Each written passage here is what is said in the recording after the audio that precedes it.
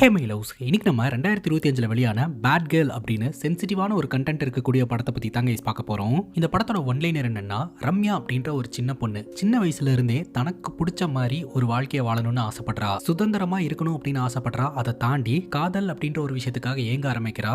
அந்த ஏக்கம் ஒரு பையன் கிட்டையா காதலிச்சு ஏமாற வைக்குதுங்க. நம்ம தேர்ந்தெடுக்கக்கூடிய பாதை தப்பா இருந்ததுன்னா அது எங்க கொண்டு போய் விடும் அப்படின்றத இந்த படத்துல காமிச்சிருப்பாங்க. ரம்யா அப்படின்ற பொண்ணோட வாழ்க்கையில என்ன நடக்குது அப்படின்றத நம்ம பார்க்கலாம். ஸ்ட்ரெயிட்டா வீடியோக்குள்ள போயிடலாம். நீங்க பார்த்துட்டு இருக்கிறது சரண் என்டர்டைன்மெண்ட். நான் தான் சரண். வாங்க வீடியோக்குள்ள போலாம். படத்தோட ஸ்டார்டிங் சீன்ல ரம்யா அப்படின்ற பொண்ணை காட்டுறாங்க. இந்த பொண்ணு ஸ்கூல் படிக்கக்கூடிய ஒரு பொண்ணுங்க. ரம்யாவோட அம்மா இருக்காங்களே, அவங்க டீச்சரா இருந்துட்டு இருக்காங்க. ரம்யாவுடைய பாட்டி காலையில சமையல் செய்யறதுக்கான வேலைகள்லாம் பார்த்துக்கிட்டு இருக்காங்க. ரம்யாக்கு அடிக்கடி தப்பான கனவுகள்லாம் வர ஆரம்பிக்குதுங்க. இது அடிக்கடி வர ஆரம்பிக்குது. ஒவ்வொரு முறை இந்த மாதிரி கனவு வரும்போதும் பட்டுன்னு கண் முழிச்சு தனக்குத்தானே ஒரு கேள்வியை கேட்கறாங்க. அது என்ன கேள்வினா, ஏன் நமக்கு இந்த மாதிரி கனவு வருது? ஒருவேளை நம்ம தப்பான பொண்ணா இருப்போமோ, அதனாலதான் நமக்கு இந்த மாதிரி கனவு வருதோ அப்படின்ட்டு. இப்ப ரம்யா ஸ்கூலுக்கு போறாங்க.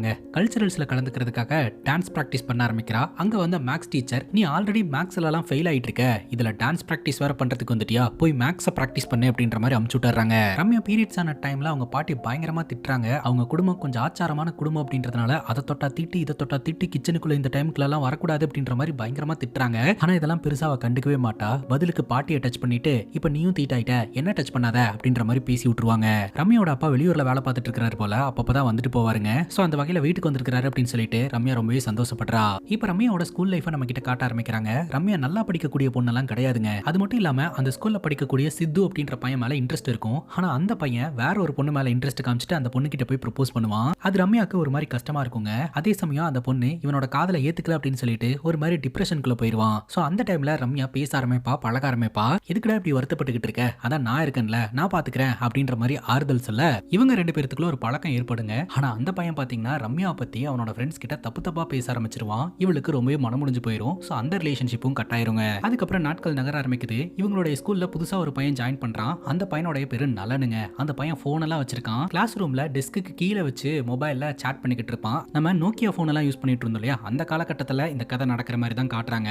தன்னுடைய ஃப்ரெண்ட்ஸ் கிட்ட ரம்யா சொல்றா, டக்குன்னு திரும்பி பார்க்காதீங்க, அங்க ஒரு பையன் உட்காந்துக்கிட்டு இருக்கான் இல்லையா, அந்த பையன் கொஞ்சம் நல்லா இருக்கான் அப்படின்னு சொல்ல, அந்த பையனை தெரியாதா, நம்ம கூட டியூஷனுக்கெல்லாம் வந்திருக்கானே, அவன் பேரு நலன் அப்படின்னு சொல்ல, ஆமா அந்த பையன் கொஞ்சம் கியூட்டா இருக்கான் அப்படின்னு சொல்ல, கியூட்டா இருக்கானா, உன்னோட டேஸ்ட் என்ன ரொம்ப வியர்டா இருக்கு, அவன்லாம் நல்லாவே இல்லை அப்படின்னு சொல்ல, இல்ல அவனோட கையில நரம்பெல்லாம் தெரியுது, அவனை எனக்கு பிடிச்சிருக்கு அப்படின்ற மாதிரி ரம்யா சொல்லிக்கிட்டு இருக்கா. ரம்யாவோட ஃப்ரெண்ட்ஸ் யாருக்குமே நலனை பிடிக்கல. ஆனா நலன் மேல ரம்யாக்கு மட்டும் ஒரு அட்ராக்ஷன் ஏற்படுதுங்க. கரெக்டா சுந்தரி மிஸ் வராங்க. அந்த மிஸ் வேற யாரும் கிடையாதுங்க, ரம்யாவுடைய அம்மா தான். என்ன ரம்யா, இன்னைக்கும் லஞ்ச் பாக்ஸை மறந்து வச்சுட்டு வந்துட்டியா, அப்புறமேல் ஸ்டாஃப் ரூம்ல வந்து லஞ்ச் பாக்ஸை கலெக்ட் பண்ணிக்கோ, நாளைக்கெல்லாம் லஞ்ச் பாக்ஸை மறந்து வச்சுட்டு வந்தேன்னா அவ்வளவுதான் பாத்துக்கோ அப்படின்னு சொல்ல, சாரி மிஸ் அப்படின்ற மாதிரி ரம்யா சொல்லிடுறா. நலன் பெஞ்சுக்கு கீழே மொபைல் போனை வச்சு யூஸ் பண்ணிட்டு இருக்கிறத சுந்தரி மிஸ் பாத்துருவாங்க. பட்டுன்னு உள்ள வந்து அந்த மொபைல் போனை புடுங்கிடுவாங்க. பிரின்சிபலை மீட் பண்ணிட்டு அதுக்கப்புறம் மொபைலை வாங்கிக்கோ அப்படின்னு சொல்லிட்டு அங்கிருந்து கிளம்பிடுவாங்க.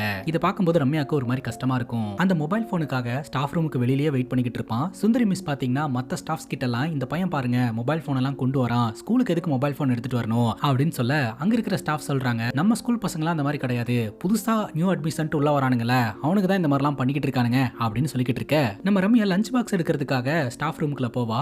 லஞ்ச் பாக்ஸ் எடுக்கிற மாதிரி அப்படியே அந்த மொபைலையும் தூக்கிட்டு வந்துருவா. ராத்திரி தூங்கும் போது அவங்க அம்மாவும் பாட்டியும் தூங்கிட்டாங்களான்னு கன்ஃபார்ம் பண்ணிட்டு இவ என்ன பண்றானா, இந்த நலனோடைய மொபைல் போனை எடுத்து ஃபீல் பண்ண ஆரம்பிக்கிறா. இவ ஸ்கூலுக்கு புதுசா வந்திருக்க நலன் அப்படின்ற அந்த பையன் மேல இவ ஃபீலிங்ஸை வளர்த்துக்க ஆரம்பிக்கிறாங்க.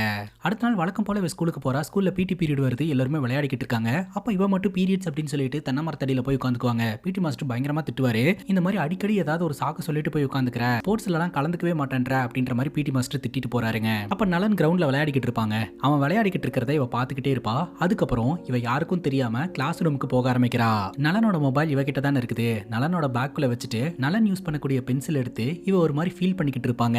அந்த நேரம் பார்த்து பெல் அடிச்சிரும், எல்லாருமே வந்துருவாங்க. கிளாஸ்க்குள்ள வந்த நலன் பாத்தீங்கன்னா அவன் பேக்குள்ள இருக்கக்கூடிய மொபைல் போனை கவனிப்பான். நேத்து மிஸ் புடிங்கிட்டு போனாங்க, அந்த மொபைல் போன் ஆட்டோமேட்டிக்கா நம்மளோட பேக்குள்ள வந்திருக்கு அப்படின்னா மிஸ்ஸோடைய பொண்ணு தான் அந்த மொபைல் போனை நம்ம பேக்குள்ள கொண்டாந்து வச்சிருப்பா அப்படின்னு நலனுக்கு தெரிஞ்சு போச்சு. நலன் ரம்யாவை பார்க்க, ரம்யா நலனை பார்க்க, இவங்க ரெண்டு பேரும் ஒருத்தரை பாத்துக்கிறாங்க. அதுக்கப்புறம் ஸ்கூல் முடிச்சுட்டு வீட்டுக்கு போறா. வீட்டுக்குள்ள நுழைஞ்ச உடனே கம்ப்யூட்டர் ஆன் பண்ணிடுறா. டிவியையும் ஆன் பண்ணி பாட்டை போட்டுட்டு இவ கம்ப்யூட்டர்ல போய் உட்கார்றாங்க. இப்பெல்லாம் வாட்ஸ்அப், ஃபேஸ்புக், இன்ஸ்டாகிராம்ல எல்லாம் மெசேஜ் பண்ணிக்கிறோம் இல்லையா, அப்பெல்லாம் ஆர்குட் அப்படின்ற ஒரே ஒரு வெப்சைட் தான் இருந்தது போலங்க. அந்த வெப்சைட் ஓபன் பண்ணி அந்த பையனுக்கு மெசேஜ் பண்ண ஆரம்பிக்கிறாங்க. பக்கத்துல பாட்டி உட்காந்துட்டு சாப்பாடு ஊட்டி விட்டுட்டு இருப்பாங்க. இவளும் சாப்பிட்டுட்டு இந்த நலன் கூட சாட் பண்ண ஆரம்பிக்கிறாங்க. ஆரம்பத்துல ஃபார்முலா சாட் பண்ண ஆரம்பிச்சவங்க கான்வர்சேஷனை நல்லா பில்டு பண்ணி நிறைய விஷயங்களை சாட் பண்ண ஆரம்பிக்கிறாங்க. நம்ம ரம்யா பாத்தீங்கன்னா பயங்கர ஹாப்பியா இருப்பா. ரம்யாவுடைய மனசுக்குள்ள என்னென்ன கேள்விகள்லாம் கேட்கணும்னு தோணுதோ அதெல்லாம் கொஞ்சம் கொஞ்சம் கூட தயங்காம பட்டு பட்டுன்னு இந்த நலன் கிட்ட கேட்க ஆரம்பிப்பா. நலனும் அதுக்கு பதில் சொல்லிக்கிட்டு இருப்பாங்க. இவங்க 2 பேரும் பேசி பழக ஆரம்பிச்சதுக்கு அப்புறம் நலனுக்கு ரம்யாவை ரொம்பவே பிடிச்சு போயிடுச்சாட்டிருக்குதுங்க. அதனால இவன் ப்ரப்போஸ் பண்ணிடலான்னு சொல்லிட்டு நான் உன்கிட்ட ஒன்று சொல்லணும் அப்படின்னு சொல்லி ஆரம்பிக்கிறான். என்னன்னு கேட்க இவன் பட்டுன்னு ஐ லவ் யூன்னு சொல்றான். இவளுக்கு ரொம்ப பிடிச்சு போயிருது. அதுக்கு பதில் சொல்லணும்னு நினைக்கிறா. அந்த நேரம் பார்த்து பவர் கட்டுங்க. ரம்யா காதலுக்காக தானே ஏங்குனா. இவ ஆசைப்பட்ட நலனே ப்ரப்போஸ் பண்ணியிருக்கான். அதற்கு பதில் சொல்லலாம்னு நினைக்கிறதுக்குள்ள பவர் கட் ஆயிடுச்சு. மெயின்டெனன்ஸ் காரணமா 3 மணி நேரம் பவர் கட் அப்படின்ற மாதிரி சொல்லிடுறாங்க. ஆப்போசிட்ல இருக்கிற நலனுக்கு தெரியாது இல்லையா, ஒருவேளை ரிப்ளை வராதுக்கு காரணம் அவளுக்கு நம்மள பிடிக்கலையோ நலன் நினைச்சிருவானோ அப்படின்னு சொல்லிட்டு இவ பதறாங்க. அதுக்கப்புறம் இவ என்ன பண்றானா, நலனுக்கு மொபைல் நம்பர் கொடுத்து 2 பேரும் மொபைல் போன்லயே சேட் பண்ண ஆரம்பிக்கிறாங்க. நிறைய விஷயங்களை ஓப்பனா ஷேர் பண்ணிக்கிறாங்க, பேசுறாங்க, காதலிக்கவும் ஆரம்பிக்கிறாங்க. அதுக்கப்புறம் ஸ்கூல்ல இருந்து டூர் போலாம் அப்படின்னு பிளான் பண்றாங்க. நலன் பாத்தீங்கன்னா வரதுக்கு இன்ட்ரெஸ்ட் இல்லைன்னு சொல்லி இருந்திருப்பான். ஆனா ரம்யா பாத்தீங்கன்னா நீ வரல அப்படின்னா நானும் போக மாட்டேன், ப்ளீஸ் ப்ளீஸ் எனக்காக வாயேன் அப்படின்ற மாதிரி கெஞ்ச நலன் சொல்றான், நான் டூருக்கு வந்தா உன கலர் ட்ரெஸ்ல பாக்கலாம்ல, அதுக்காகவே நான் டூருக்கு வரேன் அப்படின்னு ஃபீஸை கட்டிடுவான். ரம்யா இந்த டூருக்கு இன்ட்ரெஸ்ட் காட்டுறதுக்கான காரணம் நலனை தனிமையில சந்திக்கலாம், அதற்கான வாய்ப்பு கிடைக்கும் அப்படின்ட்டு. இதுல முக்கியமான விஷயம் என்ன அப்படின்னு பாத்தீங்கன்னா, இவங்க 2 பேரும் பேசிட்டு இருக்கிறதும் பழகிட்டு இருக்கிறதும் ஸ்கூல்ல இருக்கக்கூடிய யாருக்குமே தெரியாதுங்க. இவங்க டூருக்கு போக ஆரம்பிக்கிறாங்க. ஒவ்வொரு சூழ்நிலையிலையும் ரம்யா நலன் கூட டைம் ஸ்பெண்ட் பண்ணணும்னு ஆசைப்படுறா. பட் எல்லாரும் குரூப் டூர் போயிருக்கிறதுனால அதற்கான வாய்ப்பு இவளுக்கு அமையவே மாட்டேது. இவங்க எல்லாரும் சேர்ந்து கொடைக்கானல் ட்ரிப்புக்கு தான் போயிருப்பாங்க. எல்லாருமே நல்லா என்ஜாய் பண்ணிட்டு இருப்பாங்க. எல்லாரும் தூங்குனதுக்கு அப்புறம் ராத்திரி நேரம் பாத்தீங்கன்னா அவ தங்கி இருக்கிற இடத்தை விட்டு வெளியில வருவா. கையில ஒரு டார்ச் வச்சிருப்பாங்க. அதே சமயம் அந்த இடத்துக்கு நலனும் வருவான். இவங்க 2 பேரும் ஒருத்தரை பார்த்துட்டு ரொம்பவே சந்தோஷப்படுறாங்க. 2 பேரும் காட்டுக்குள்ள ஓட ஆரம்பிக்கிறாங்க. ரொம்ப நாளா சாட் பண்ணிட்டு இருக்காங்க. இப்பதான் 2 பேரும் தனிமையில சந்திக்கிறதுக்கான வாய்ப்பே அமைஞ்சிருக்குதுங்க. காட்டுக்குள்ள இருக்கக்கூடிய ஒரு அபனான வீட்டுக்குள்ள போயிருவாங்க. அந்த வீட்டுக்குள்ள போன இவங்க 2 பேரும் ஃபியூச்சர்ல கல்யாணம் பண்ணதுக்கு அப்புறம் இவங்க எப்படி எல்லாம் வாழலாம், சோ வீட்ல எந்த இடத்துல டிவி வைக்கலாம், எந்த இடத்துல ஃப்ரிட்ஜ் வைக்கலாம், அந்த மாதிரிலாம் வந்து பேச ஆரம்பிக்கிறாங்க. படத்தோட ஸ்டார்டிங் சீன்ல ரம்யாக்கு தப்பான கனவு வந்தது அப்படின்னு நம்ம பார்த்தோம் இல்லையா, அந்த கனவு பத்தி நலன் கிட்டே எக்ஸ்பிளைன் பண்றா. முறையா இந்த மாதிரி கனவு வந்தப்போ நான் யாருக்கிட்ட சொல்றதுன்னு தெரியாம அதற்கான அர்த்தமும் புரியாம என்னோட டியூஷன் ஃப்ரெண்டு கிட்ட சொன்னேன். ஆனா அவ டியூஷன் முழுக்க தண்டோரா அடிச்சிட்டா. எனக்கு ஒரே அவமானமா போச்சு. அதுக்கப்புறமும் இந்த மாதிரி கனவுகள்லாம் வர ஆரம்பிச்சது. என் சைட்ல தான் ஏதாவது மிஸ்டேக்கா அப்படின்னு கேட்க நலன் சொல்றான், அப்படியெல்லாம் கிடையாது, இந்த மாதிரி கனவு எல்லோருக்குமே தான் வரும், அதை வெளியே யாருக்கிட்டே ஷேர் பண்ண மாட்டாங்க, அவ்வளவுதான், அதுக்காக நீ தப்பான பொண்ணெல்லாம் கிடையாது அப்படின்ற மாதிரி இந்த நலன் சொல்றான். ரம்யாவை ரொம்ப நேரமா காணும் அப்படின்னு சொல்லிட்டு ரம்யாவோட ஃப்ரெண்டு பூஜா கால் பண்ணுவா. உடனடியா போய் ஆகணும், இல்லாட்டி அவங்க கண்டுபிடிச்சிருவாங்க அப்படின்னு சொல்லிட்டு. ஆமா, அவங்க கண்டுபிடிச்சா நமக்கு என்ன, நம்ம 2 பேருக்கு ஒருத்தர் பிடிச்சிருக்கே அப்படின்னு சொல்லிட்டு இவங்க 2 பேரும் கிஸ் பண்ணிப்பாங்க. ரம்யா ரூமுக்கு போயிட்டு பூஜா கிட்ட அவங்க 2 பேரும் ரிலேஷன்ஷிப்ல இருக்கிற விஷயத்த சொல்லிடுறா. அதுக்கு பூஜா பயங்கரமா திட்டுறாங்க. அந்த பையன் ஒரு ட்ரக் அடிக்ட், சோ ட்ரக் விஷயத்துல மாட்டி தான் அவனோட ஸ்கூல்ல இருந்து அவனை வெளியே அனுப்பிச்சிட்டாங்க. அதுக்கப்புறம் தான் நம்ம ஸ்கூல்ல வந்து ஜாயின் பண்ணிருக்கான். நீ அவனை போய் லவ் பண்றேன்னு சொல்லிக்கிட்டு இருக்க அப்படின்ட்டு. ரம்யாக்கு இன்னொரு ஃப்ரெண்ட் இருக்கா, அவ பேர் செல்வின்னு வச்சுக்கலாம். செல்வி மட்டும் பாத்தீங்கன்னா அவ என்னமோ பண்ணிட்டு போறாளே, விடுங்களே அப்படின்ற மாதிரி சொல்ல ரம்யாவோட மத்த ஃப்ரெண்ட்ஸ் எல்லாம் ரம்யா பண்றது பிடிக்கல அப்படின்ற மாதிரி அவாய்ட் பண்றாங்க. ஆனா செல்வி மட்டும் இவ கூட இருக்கா. இப்ப ரம்யா டூர் முடிச்சுட்டு வீடு வந்து சேர்றாங்க. வீட்ல பிரச்சனை போயிட்டு இருக்கு. என்னன்னு பார்த்தா ரம்யாவோட அக்கா வந்து ஒரு பையனை லவ் பண்ணிக்கிட்டு இருக்கா. சோ அந்த பையன் கூட சேர்த்து வைக்கணும் அப்படின்ற மாதிரி கேட்டுக்கிட்டு இருக்கா. ஆனா வீட்ல இருக்கிறவங்க அக்செப்ட் பண்ணிக்க மாட்டேன்றாங்க. அதற்கான காரணம் என்ன அப்படின்னு நமக்கு தெரியும். அந்த பொண்ணு சொல்றா, இந்த மாதிரி ஒரே ஒரு வாட்டி அந்த பையன்ட்ட வந்து பேசுங்க, உங்களுக்கு கண்டிப்பா பிடிக்கும் அப்படின்னு சொல்லிட்டு. இதை பார்த்த ரம்யா தன்னோட அம்மா கிட்ட ஜமுனா ஏமா அழுதுகிட்டு இருக்கா அப்படின்னு கேட்க, நீ உடனே ரூம்குள்ள வா அப்படின்னு சொல்லிட்டு ரூம்குள்ள கூட்டிட்டு போயிட்டு நீ வெளியில வரவே கூடாது, நீ அவகிட்ட எதுவுமே பேசக்கூடாது அப்படின்ற மாதிரி ரம்யாவை கண்ட்ரோல் பண்ண ஆரம்பிக்கிறாங்க. ரம்யாவோட அக்கா எப்படி லவ் பண்ணிட்டு போனாலோ அதே மாதிரி ரம்யாவும் போயிருவாளோ அப்படின்னு சொல்லிட்டு இந்த விஷயங்கள்லாம் ரம்யாவோட காதுல விழக்கூடாது அப்படின்ட்டு அவங்க அம்மா தடுக்கிறாங்க. ராத்திரி தூங்கும் போது ரம்யா கேட்கிறா, பாட்டி என்ன பிரச்சனை அப்படின்னு சொல்லிட்டு. அப்பதான் பாட்டி சொல்றாங்க, இந்த மாதிரி உன்னோட அக்கா வந்து வேற ஒரு ஜாதி பையனை வந்து கல்யாணம் பண்ணிட்டு போறேன்னு சொல்லிட்டு கிளம்பிட்டா. பெருமாளை வணங்கக்கூடிய நம்ம வீட்டுல இருந்துட்டு இந்த மாதிரி ஒரு விஷயத்த பண்ணிட்டா. இனிமேல் நம்ம வீட்டுக்கு பெருமாள் வருவாரா, நீயாவது ஒழுங்காரு அப்படின்ற மாதிரி சொல்லிட்டு பாட்டி அழுகுறாங்க. இந்த மாதிரியான ஒரு சிச்சுவேஷன்ல இவ பயப்பட ஆரம்பிக்கிறா. ஆனாலும் பாத்தீங்கன்னா அடுத்த நாள் போன உடனே அந்த பையன் கிட்ட அப்படியே நார்மலா பேசி பழக ஆரம்பிக்கிறா. இந்த சிச்சுவேஷன்ல ஸ்கூல்ல ஒரு சம்பவம் நடக்குதுங்க. ஒரு பையனும் பொண்ணும் அந்த ஸ்கூலோட ஸ்டோர் ரூம்குள்ள போயிருக்காங்க. இத நம்ம ரம்யாவோட அம்மா பாத்துட்டாங்க. பின்னாடியே ஃபாலோ பண்ணிட்டு அந்த ரூம்குள்ள போயிட்டு உங்களுக்கு எல்லாம் வெக்கமா இல்லையா அப்படின்னு சொல்லி பிரின்சிபல் ரூமுக்கு கூட்டிட்டு போயிட்டு, இது ஸ்கூல்னு நினைச்சீங்களா இல்ல வேற ஏதாவது நினைச்சீங்களா, உங்க அம்மா அப்பாக்கு கால் பண்ணி வர சொல்றேன் அப்புறம் இருக்குது அப்படின்னு சொல்ல அவங்க 2 பேரும் அழுவ ஆரம்பிக்கிறாங்க. உங்க பேரண்ட்ஸ் எல்லாம் உங்க மேல எவ்வளவு நம்பிக்கை வச்சிருப்பாங்க, எவ்வளவு பணம் கட்டி உங்களை படிக்க வைக்கிறாங்க, ஆனா நீங்க என்னடானா இங்க என்ன பண்ணிட்டு இருக்கீங்க, அவங்கள வச்சு பேசினா மட்டும்தான் உங்களுக்கு புத்திமதி வரும், உடனே அவங்க பேரண்ட்ஸ்க்கு கால் பண்ணுங்க அப்படின்னு சொல்லிட்டு இருக்க. பட்டுன்னு அந்த பொண்ணு பேச ஆரம்பிக்கிறா, நான் மட்டும் இந்த விஷயத்த பண்ணல, இந்த மிஸ்ஸோட பொண்ணு ரம்யா கூட தான் இதெல்லாம் பண்ணுனா. இந்த ஸ்கூல்ல படிக்கக்கூடிய சித்துன்ற பையன் ஆர் ரம்யா கிட்ட போய் ப்ரப்போஸ் பண்ணா. ஆனா இந்த எஸ் ரம்யா இருக்கா இல்லையா, சித்துவை கரெக்ட் பண்ணி சித்துக்கு முத்தம் கொடுத்துட்டா அப்படின்னு சொல்லி போட்டு கொடுக்க ரம்யாவோட அம்மாக்கு தூக்கி வாரி போட்டுருதுங்க. என்னடா அது நம்ம பொண்ணை பத்தி இவ இப்படி சொல்றாளே அப்படின்னு சொல்லிட்டு உடனடியா ரம்யாவோட பேக்கை வாங்கிட்டு வாங்க அப்படின்னு சொல்லிட்டு ரம்யாவை கூட்டிட்டு வந்து பேக்குள்ள செக் பண்ணி பார்த்தா ரம்யாவோட பேக்ல போன் இருக்கும். போன்ல இருக்கக்கூடிய சாட் எல்லாத்தையுமே ரம்யாவோட அம்மா செக் பண்ணிடுவாங்க. பட் இவ யாரு கூட சாட் பண்ணிட்டு இருக்கா அப்படின்றது தெரியாது. சோ எல்லாரையுமே செக் பண்ணணும் அப்படின்னு சொல்லிட்டு எல்லாரோட பேக்கையுமே வாங்கி செக் பண்ண ஆரம்பிக்கிறாங்க. அப்படி செக் பண்ணும்போது ரம்யாவும் நலனும் ரிலேஷன்ஷிப்ல இருக்காங்க அப்படின்றத கண்டுபிடிக்கிறாங்க. ரம்யாவோட அம்மா பயங்கர டென்ஷன் ஆயிடுறாங்க. ஒழுங்கா படிக்கிறதே கிடையாது, எல்லா சப்ஜெக்ட்லயும் ஃபெயில் ஆகுற, இனிமேல் வீட்ல கேபிள் கிடையாது, இன்டர்நெட் கிடையாது, காலையில இனிமேல் எங்க கூட தான் ஸ்கூலுக்கு கிளம்பி வர, எங்க கூட தான் ரிட்டர்ன் வர அப்படின்ற மாதிரி ரூல்ஸை போட்டுருவாங்க. இனிமேல் படிக்கிறது மட்டும் தான் வேலை அப்படின்னு சொல்லிட்டு ரம்யாவோட மொத்த ஃப்ரீடமையும் அவங்க அம்மா புடுங்கிடுறாங்க. ஆனா இந்த ரம்யா பாத்தீங்கன்னா இதுக்கு மேல இங்க இருக்க வேணாம்னு சொல்லிட்டு அந்த வயசுலயே பேக தூக்கிட்டு வீட்டை விட்டு வெளியில வந்திருக்காங்க. நேரா இந்த நலனோட வீட்டுக்கு போக நலனோட ரூமுக்குள்ள ஒரே சத்தமா இருக்குது. நலன் அவங்க அம்மா கூட பயங்கரமா ஆர்கியூமெண்ட் பண்ணிட்டு இருக்கான். பெரிய சண்டையே நடந்துட்டு இருக்குதுங்க. அதுக்கப்புறம் ரம்யா வீட்டுக்கே வந்துடுறா. இப்ப ரம்யாவோட அப்பா வீட்டுக்கு வர்றாருங்க. இத்தனை நாளா நீ ஒழுங்கா படிக்கல, ஆனா ஏன் படிக்கல, எதுக்கு படிக்கல அப்படின்னு ஏதாவது ஒரு கேள்வி கேட்டிருப்பனா, ஆனா நீ இப்ப இன்னும் வேலை பார்த்துக்கிட்டு இருக்க அப்படின்னு அவங்க அப்பா பயங்கரமா திட்டுறாருங்க. இந்த சத்தம் வெளியெல்லாம் கேட்க ஆரம்பிக்குது. ரம்யாவோட அம்மா டியூஷன் எடுப்பாங்க. டியூஷனுக்கு பிள்ளைங்களை டிராப் பண்றதுக்காக அவங்க அம்மாக்கள் வர இந்த மாதிரி இன்னைக்கு லீவுன்னு சொல்லி ஒவ்வொருத்தங்களையும் அனுப்பி வைக்க பக்கத்து வீட்டுக்காரங்க எல்லாம் கேட்கறாங்க என்ன பிரச்சனை அப்படின்ட்டு. இல்ல அவன் மார்க் கம்மியா எடுத்துட்டா அவங்க அப்பாவுக்கு கோவம் வந்துருச்சு, அதான் கத்திக்கிட்டு இருக்காரு அப்படின்ற மாதிரி சமாளிக்கிறாங்க. ரம்யாவோட அம்மா சொல்றாங்க போதும், திட்டினதெல்லாம் போதும், ஒண்ணு கிடக்கு ஒண்ணு ஏதாவது பண்ணிட்டானா ரொம்ப கஷ்டமா போயிடும் அப்படின்னு சொல்ல ரம்யாவோட பாட்டி திட்ட ஆரம்பிக்கிறாங்க. என்ன போதும், நீ பாட்டுக்கு ஸ்கூலுக்கு போற, ஈவினிங் வர, பசங்களுக்கு கிளாஸ் எடுக்கிற, மத்தபடி உன் பொண்ணு என்ன பண்ணிட்டு இருக்கா, ஏது பண்ணிட்டு இருக்கான்னு ஏதாவது கவனிக்கிறியா அப்படின்ற மாதிரி பாட்டி திட்டுறாங்க. பொண்ணுங்க இந்த மாதிரி ஆனதுக்கு காரணம் நீ தான் அப்படின்ற மாதிரி அவங்க அம்மாவை பாட்டி பயங்கரமா திட்ட ஆரம்பிக்கிறாங்க. அவங்க அம்மா ரொம்பவே அப்செட் ஆகி உட்காடுறாங்க. ரம்யாக்கு தெரியுது தன்னால அவங்க அம்மாக்கு பயங்கரமா திட்டு விழுது அப்படின்ட்டு. அதுக்கப்புறம் இவங்க ரெண்டு பேரும் ஆட்டோல போயிட்டு இருப்பாங்க.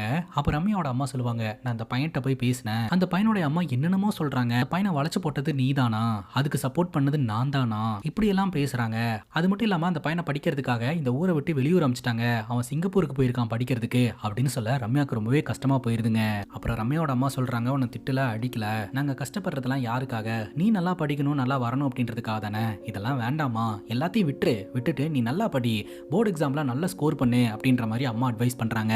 ஃபர்ஸ்ட் ஆஃப் ஆல் நம்ம வாழ்க்கைக்கு தேவையானது ஃபைனான்சியல் ஸ்டெபிலிட்டி. ஸோ அந்த ஃபைனான்சியல் ஸ்டெபிலிட்டி வந்துச்சு அப்படின்னா உன்னை யாரும் கேள்வி கேட்க மாட்டாங்க, உனக்கு பிடிச்ச மாதிரி ஃப்ரீயா வாழலாம். பட் நீ ஃபைனான்சியல் ஸ்டெபிலிட்டி அடையறதுக்கு நல்லா படிக்கணும், கவனமா இருக்கணும் அப்படின்ற மாதிரிலாம் சொல்றாங்க. ஸ்கூல்ல போய் இறங்கின உடனே தன்னோட அம்மா கிட்ட என்ன சொல்றா தெரியுங்களா, வாழ்க்கையில எனக்கு ஒரே ஒரு விஷயம் மட்டும் தான் பிடிச்சது, இப்பதான் நான் கொஞ்சம் சந்தோஷமா இருந்தேன், ஆனா அதையும் என்கிட்ட இருந்து நீ பறிச்சுட்ட, இனிமேல் நீ என்ன சொன்னாலும் நான் கேட்க மாட்டேன், என்னை என்ன கோயிலுக்கு வேணாலும் கூட்டிட்டு போ, என்ன மாய மந்திரம் வேணாலும் பண்ணு, நான் இப்படித்தான், உன் வீட்டுல இருக்கிறதுனால தானே நீ சொல்றதை கேட்டு நான் நடந்துக்கணும்னு சொல்ற, இனிமேல் நான் வீட்டுக்கே வர மாட்டேன், ஹாஸ்டல்ல போய் தங்கி படிக்க போறேன் அப்படின்ற மாதிரி பேசுறாங்க.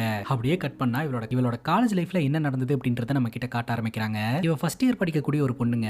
அதே காலேஜ்ல ஃபைனல் இயர் படிக்கக்கூடிய அர்ஜுன் அப்படின்ற ஒரு பையன் கூட ரிலேஷன்ஷிப் மேக் பண்றா. அந்த பையன் பாய்ஸ் ஹாஸ்டல்ல தங்கி படிச்சுக்கிட்டு இருக்கான். அந்த பையன் கூட இவ போய் ரிலேஷன்ஷிப்ல இருக்காங்க. சோ இவனுக்கு காலேஜ் முடிய போகுது இல்லையா, இவன் கொஞ்ச நாள்ல வெளியூர் போயிருவான், இங்க இருக்க மாட்டான். இவன் இங்க இருந்து கிளம்புறத நினைச்சு இவ ரொம்பவே ஃபீல் பண்ணிக்கிட்டு இருக்காங்க. இவனும் சமாதானப்படுத்துறான். அதுக்கப்புறம் இந்த ரம்யா ரெடி ஆயிட்டு அந்த ஹாஸ்டல்ல இருந்து வெளியில வரா. அந்த பாய்ஸ் ஹாஸ்டல் மொத்தத்துக்கும் இவங்க ரெண்டு பேர் ரிலேஷன்ஷிப்ல இருக்காங்க அப்படின்னு தெரியும். அதுக்கப்புறம் அர்ஜுன் வெளியூர் கிளம்பிட்டான் அப்படின்னு சொல்லிட்டு இவனுக்கு பிடிச்ச விஷயங்களை எல்லாம் தேடி காசு கொடுத்து பர்ச்சேஸ் பண்ணிட்டு கொண்டாந்து கொடுக்குறா. ஹாப்பியா போயிட்டு வா அப்படிங்கும்போது நான் உன்னை நினைச்சிட்டே தான் இருப்பேன் அப்படின்னு சொல்லிட்டு அவனும் காதல் எல்லாம் வெளிப்படுத்திட்டு அங்கிருந்து கிளம்பி போறான். இவன் போய் ரீச் ஆனதுக்கு அப்புறம் கால் பண்ணுவான் அப்படின்னு ரம்யா எதிர்பார்த்து காத்துக்கிட்டு இருக்கா. திடீர்னு போன் அடிக்கிற சத்தம் கேக்குது.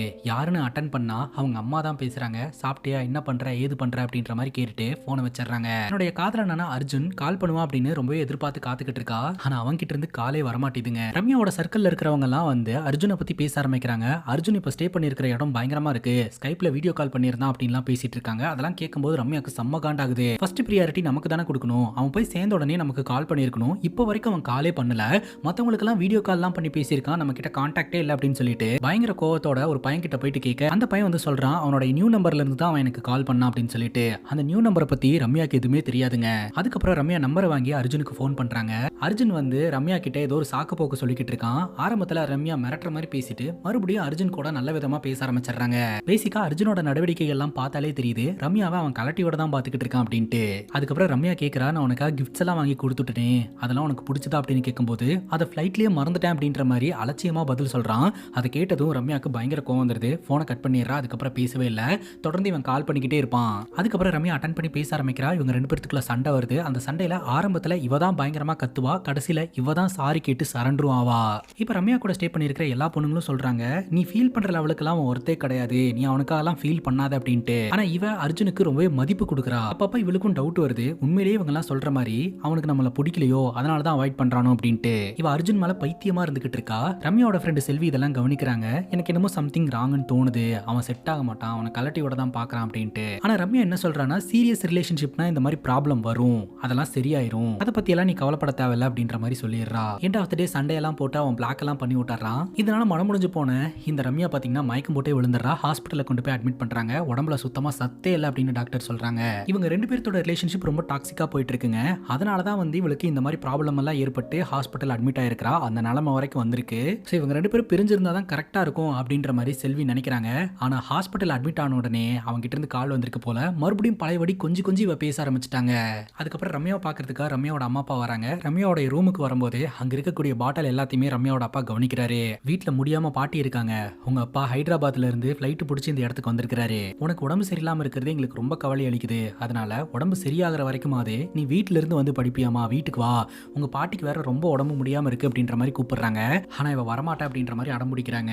அதுக்கப்புறம் இந்த கிராஜுவேஷன் ஃபங்க்ஷனுக்கு அர்ஜுன் வருவாங்க. அர்ஜுன் ஸ்டேஜ்ல ஏறி கிராஜுவேஷன்லாம் வாங்கும் போது இவ பயங்கரமா கத்தி செலிப்ரேட் பண்ணிக்கிட்டு இருப்பா. அந்த இடத்துக்கு அர்ஜுனோட அம்மா வருவாங்க. அர்ஜுனோட அம்மா கிட்ட இவ என்னோட ஜூனியர் ஃப்ரெண்டு அப்படின்ற மாதிரி இவன் இன்ட்ரோ பண்ணி வைப்பான். பட் அர்ஜுனோட அம்மா கேட்பாங்க, அந்த ஆதியோட கேர்ள் ஃப்ரெண்டு தானே இவ அப்படின்ட்டு. ரம்யாக்கு ஒரு மாதிரி சங்கட்டமாயிரும். இப்போ இவங்க 2 பேர் தானே ரிலேஷன்ஷிப்ல இருந்துட்டு இருக்காங்க, சோ அதை பத்தி தானே இன்ட்ரோ பண்ணி வைக்கணும். அதற்கான முயற்சிகள் எதுவுமே அர்ஜுன் எடுக்கவே இல்லைங்க. அந்த கோவத்துல அந்த இடத்துல இருந்து கிளம்பி போறாங்க. அப்ப அர்ஜுன் பின்னாடி வந்து சமாதானப்படுத்துறதுக்கு முயற்சி பண்றான். நம்ம 2 பேருமே ஒரு வெட்டிங் ஃபங்க்ஷன்ல தான் பார்த்தோம், நம்ம பார்த்த அந்த டைம்ல நீ ஆதியோட ரிலேஷன்ஷிப்ல இருந்த, சோ அதை அம்மா வந்து ஞாபகம் வச்சு கேட்கறாங்க. அப்படிங்கும்போது அந்த டைம்ல நீயும் தான் ஒரு பொண்ணு கூட ரிலேஷன்ஷிப்ல இருந்த, இப்போ 2 பேருக்குமே பிரேக்கப் ஆகி நம்ம 2 பேரும் மிங்கிள் ஆயிருக்கும், நீ ஏன் நம்மளை பத்தி எதுவுமே பேசவே இல்லை அப்படின்ற மாதிரி அர்ஜுன் கிட்ட ரம்யா கோவப்படுறாங்க. இப்போ ரம்யாவோட ஃப்ரெண்டு கூப்பிட்டு சொல்றாங்க, அவன் மூவ் ஆன் ஆயிட்டான், நீ மட்டும்தான் முட்டாள் மாதிரி அவனையே நினைச்சுக்கிட்டு இருக்க அப்படின்ட்டு. ரம்யாவுக்கு ரொம்ப தர்ம சங்கடமா போகுது. ஏன்னா அர்ஜுன் பாத்தீங்கன்னா ரம்யாவை சேர்த்துக்கவே மாட்டேன்றான். இவ போய் பயங்கரமா குடிக்கிறாங்க. குடிபோதையில வந்து அங்க எல்லோரும் முன்னிலையிலுமே அர்ஜுனை பார்த்து பயங்கரமா சண்டை போட ஆரம்பிக்கிறான். நீ என்ன காதலிக்கிறேன்னு சொல்லி ஏமாத்திட்ட அப்படின்னு மிரட்ட, அதுக்கு இந்த அர்ஜுன் சொல்றான், நான் ஒன்னும் பொய்யெல்லாம் சொல்ல கிடையாது, எத்தனை வாட்டி நீ வேண்டான்னு அவாய்ட் பண்ணிட்டு போறதுக்கு முயற்சி பண்ணியிருக்கேன் தெரியுமா, ஆனா ஒவ்வொரு முறையும் நீ கையெடுத்துப்ப, மாடியில இருந்து குதிச்சிருவ, இந்த மாதிரிலாம் சொன்னதுனாலதான் வேற வழியே இல்லாம கூட ரிலேஷன்ஷிப்ல இருக்க வேண்டியதா போச்சு. அர்ஜுன் வந்து எல்லாரும் முன்னாடியுமே சொல்லிடுறான் அவனை லவ் எல்லாம் பண்ண கிடையாது அப்படின்ட்டு. ரம்யா அப்படியே இடிஞ்சு போய் கீழே உட்கார்றா. அப்பதான் முறையா இந்த அர்ஜுனை எப்ப மீட் பண்ணுனா அப்படின்ற கதையை நம்ம கிட்ட காட்ட ஆரம்பிக்கிறாங்க. ஆக்சுவலா இந்த அர்ஜுனை பத்தி எல்லாம் தெரிஞ்சாதாங்க இவ காதல விழுந்திருக்கா. ஒரு முறை எல்லாரும் சேர்ந்து பார்ட்டி பண்ணலாம்னு சொல்லிட்டு கிளப்புக்கு போயிருந்திருக்காங்க. அப்படி கிளப்புக்கு போகும்போது அங்க இந்த அர்ஜுன் வந்திருப்பான். அர்ஜுனை பார்த்து பொண்ணுங்க எல்லாம் பேசிக்கிட்டு இருப்பாங்க, இவன் அழகா இருக்கான் இல்லையா, கியூட்டா இருக்கான் இல்லையா, ஆனா இவன் வந்து பொண்ணுங்களுக்கு ரெஸ்பெக்டே கொடுக்க மாட்டான், நிறைய பொண்ணுங்களை எப்படியாவது பேசி இம்ப்ரெஸ் பண்ணி கரெக்ட் பண்ணிடுவான், ஆனா அந்த பொண்ணுங்க கூட ரிலேஷன்ஷிப்ல இருக்க மாட்டான், கலட்டி விட்டுருவான், பயங்கரமான பிளே பாய் அப்படின்னு பேசிட்டு இருந்திருப்பாங்க. எல்லாம் தெரிஞ்சே பாத்தீங்கன்னா இந்த ரம்யாக்கு அர்ஜுன் மேல காதல் வந்திருக்குது. அர்ஜுன் கூட பேசி பழக ஆரம்பிச்சிருந்திருக்காங்க. அர்ஜுனும் இந்த ரம்யா கூட ரிலேஷன்ஷிப்ல இருந்திருக்கா. இப்ப பிரசன்ட்ல அர்ஜுன் இந்த மாதிரிலாம் பேசிட்டான் இல்லையா, மனசெல்லாம் உடஞ்சு போயிருக்க. அப்போ ஒரு ஃப்ரெண்டு, என்னோட ஃப்ரெண்டான இர்ஃபானோட இடத்துக்கு நாங்கெல்லாம் போறோம், நீங்களும் கூட வாங்க, கொஞ்சம் நல்லா இருக்கும் அப்படின்ற மாதிரி சொல்ல, ரம்யாவும் சரின்னு கேட்டு அவங்க கூட டிராவல் பண்றா. இவங்க எல்லாருமே சரக்கு போட்டு நல்லா என்ஜாய் பண்றாங்க. அப்போ ஃப்ரெண்ட்ஸ் எல்லாருமே சொல்றாங்க, நான் அப்பவே சொன்னல அர்ஜுன் இப்படிதானே, நீ தான் கேட்டியா, கேட்கவே இல்லை அப்படின்ற மாதிரி எல்லாருமே சொல்றாங்க. சோ தெரிஞ்சேதான் போய் அந்த ரிலேஷன்ஷிப்ல விழுந்து இப்போ மனம் உடஞ்சு போய் உட்கார்ந்துகிட்டு இருக்கா. கொஞ்சம் கொஞ்சமா ரம்யாவை அவங்க ஃப்ரெண்ட்ஸ் சரி பண்ண ஆரம்பிக்கிறாங்க. இந்த ஒரு சூழ்நிலையில வீட்ல இருந்து ஒரு ஃபோன் கால் வருது. என்னன்னு பார்த்தா பாட்டி இறந்துட்டாங்க அப்படின்னு சொல்லிட்டு அடிச்சு புடிச்சு வீடு வந்து சேர்றா. பாட்டி இருக்கும்போது அவங்க கூட டைம் ஸ்பெண்ட் பண்ண ஞாபகங்கள் எல்லாம் நினைச்சு பார்த்து பயங்கரமா அழுவுறா. இந்த சொசைட்டி இவங்க மேல வச்சிருக்கக்கூடிய ரூல்ஸ் அண்ட் ரெகுலேஷன்ஸ் அதை பத்தி ரம்யா ஒரு விஷயத்தை நம்ம கிட்ட சொல்றாங்க. அம்மாவா இருக்கட்டும் பாட்டியா இருக்கட்டும், அவங்களுக்கு போடப்பட்ட அந்த சங்கிலியை வந்துட்டு அவங்கனால உடைச்சு எரிய முடியல அப்படின்னா அந்த சங்கிலியை அடுத்து வர ஜெனரேஷனுக்கு போட்டு விட்டுட்டு போயிடுவாங்க. அது எப்படியாவது உடைச்சிட்டு வெளியில வரத துரோகம்பாங்க, பட் இருந்தாலும் அதுவும் பாசம் தான் அப்படின்ற மாதிரி ரம்யா சொல்றாங்க. அப்படியே நாட்கள் நகர ஆரம்பிக்குதுங்க. ரம்யாவுக்கு பாத்தீங்கன்னா ஸ்கின்ல நிறைய ப்ராப்ளம்ஸ் வர ஆரம்பிக்குது. அதனால ஒரு டாக்டரை மீட் பண்றதுக்காக போறா. அந்த டாக்டர் சொல்றாங்க, இவ ஒழுங்கா தூங்குறதே இல்லை அப்படின்னு சொல்லிட்டு, தூங்காதனால தான் ஏகப்பட்ட ப்ராப்ளம்ஸ் உருவாயிருக்குது. ஸ்கின் கேர் ட்ரீட்மெண்ட்டுக்கு 30,000 ரூபாய் செலவாகும் அப்படின்ற மாதிரி சொல்றாங்க. அவ்வளவு செலவாகுமா அப்படின்னு சொல்லிட்டு என்ன பண்றானா, ஆன்லைன்ல நிறைய ப்ராடக்ட்ஸ் எல்லாம் பார்த்து அதோட ரிவ்யூஸ் எல்லாம் பார்த்து கிட்டத்தட்ட ஒரு 10,000 ரூபாய்க்கு ஆர்டரும் போடுறாங்க. அதுக்கப்புறம் இவங்க ஜாப்ல ஜாயின் பண்ணி ஒர்க் பண்ண ஆரம்பிக்கிறாங்க. ஸோ இவங்களுக்கு தூக்கம் மட்டும் வரவே மாட்டேதுங்க. அந்த டைம்ல இர்ஃபான் அப்படின்ற ஒருத்தன் ஆறுதலா இருக்கிறான். இர்ஃபான் கூட ரிலேஷன்ஷிப் மேக் பண்றாங்க. இர்ஃபான் கூட அந்த ரிலேஷன்ஷிப்ல இருந்த டைம்ல நல்லா தூங்குனதா சொல்றாங்க. பட் கொஞ்ச நாள்லயே பாத்தீங்கன்னா இர்ஃபானுக்கும் நம்ம ரம்யாக்கும் செட்டே ஆகலங்க. அதனால பிரிஞ்சிடலாம்னு முடிவு எடுத்துட்டாங்க. இர்ஃபானோட வீட்ல இவங்களோட பொருள் ஒன்று இருக்கு அப்படின்னு சொல்லிட்டு அதை எடுக்கிறதுக்காக வருவாங்க. வந்து பார்த்தா இர்ஃபான் வேற ஒரு பொண்ணு கூட டேட் பண்ணிக்கிட்டு இருப்பான். அதை பார்க்கும்போது இவங்களுக்கு ரொம்ப சங்கட்டமா இருக்கும். இவங்க விட்டுட்டு போன பூனை எடுத்துட்டு போறதுக்காக தான் வந்தேன் அப்படின்ற மாதிரி சொல்ல, பூனை இப்ப பெட்ரூம்ல இல்ல வேற ரூமுக்கு ஷிஃப்ட் பண்ணியாச்சு அப்படின்ற மாதிரி சொல்ல, சரின்னு கேட்டுட்டு அந்த பூனை எடுக்கிறதுக்காக போவாங்க. அப்ப இவங்க 2 பேரும் பேச ஆரம்பிப்பாங்க. என்னடா பூ போட்ட ட்ரெஸ் எல்லாம் போட்டிருக்க, முன்னெல்லாம் இந்த மாதிரி ட்ரெஸ் பண்ணவே மாட்டியே, இப்பெல்லாம் இந்த மாதிரி ட்ரெஸ் பண்ற போலயே, நல்லா இருக்கு, உன்னோட தாடியை ட்ரிம் பண்றதை பத்தி நான் பேசும்போது எப்ப பார்த்தாலும் நமக்குள்ள சண்டை வந்துகிட்டே இருக்கும். எனிவே இப்ப நீ பார்க்க நல்லா இருக்க, உன்னை யாரோ ஒருத்தவங்க மோட்டிவேட் பண்றாங்க அப்படிங்கும் போது அது நல்லதுக்கு தான், I am happy for you அப்படின்ற மாதிரி ரம்யா சொல்லிடுவா. ரம்யா பாத்தீங்கன்னா அந்த இடத்துல இருந்து கிளம்புவாங்க.